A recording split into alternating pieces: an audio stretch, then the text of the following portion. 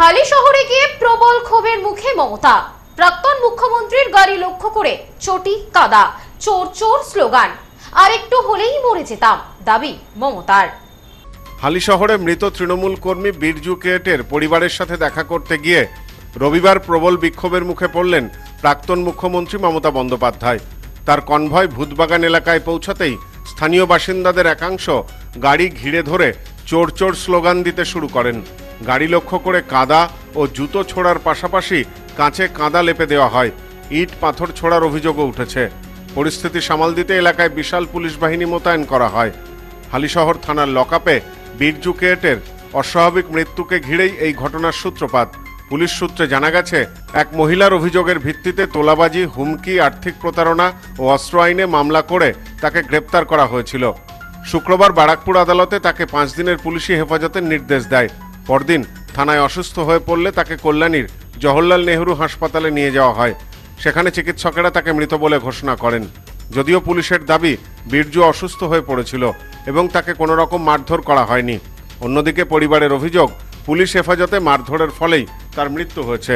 অঞ্জলি silk এখন আমাদের দুটি শোরুম, হাবড়া ও বনগাঁতে।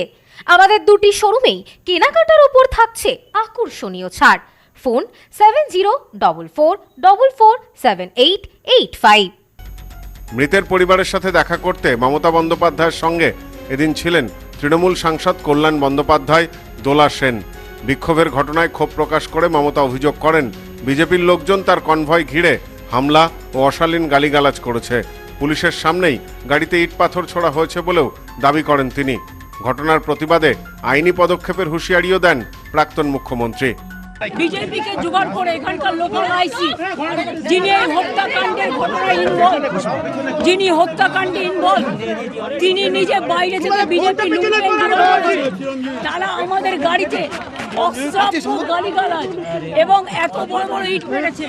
আপনারা গাড়িটা দেখুন, পুরো গাড়িতে ইট মারতে মারতে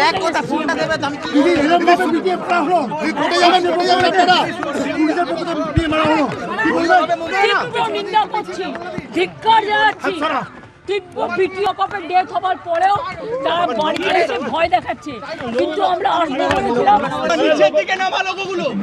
নতুন করে বলার কি আছে? It is recorded.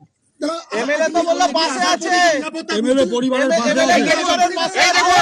এই দেখুন লোকাল বিজেপি এমএলএ কিভাবে থার্ড ডিগ্রি দিতে বলছে, কথা বলছে।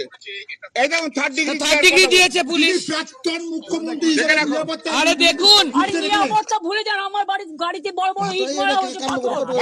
তবে শেষ পর্যন্ত পুলিশের নিরাপত্তায় বিরজুর বাড়ির কাছে পৌঁছালেও তার স্ত্রীর সাথে দেখা করতে পারেননি মমতা।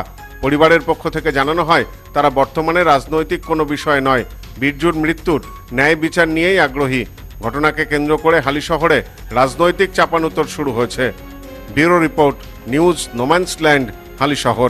গ্রহরত্ন কথা বলে, সঠিক রত্ন চিনে নিতে হয়। খাঁটি গ্রহরত্ন পেতে আজই আসুন নিউ এমডি জেমসে। আমাদের এখানে পাবেন রুবি, নীলা, পান্না, ক্যাটসাই, হিরে, মুক্ত, পোখরাজ, গোমেদ সহ সমস্ত রত্ন। এছাড়াও মুক্ত ও ক্রিস্টালের হার, ব্রেসলেট, ডায়মন্ডের নোজপিন আমাদের কাছেই সব থেকে কম দামে পাবেন। বিভিন্ন ধরনের রুদ্রাক্ষ।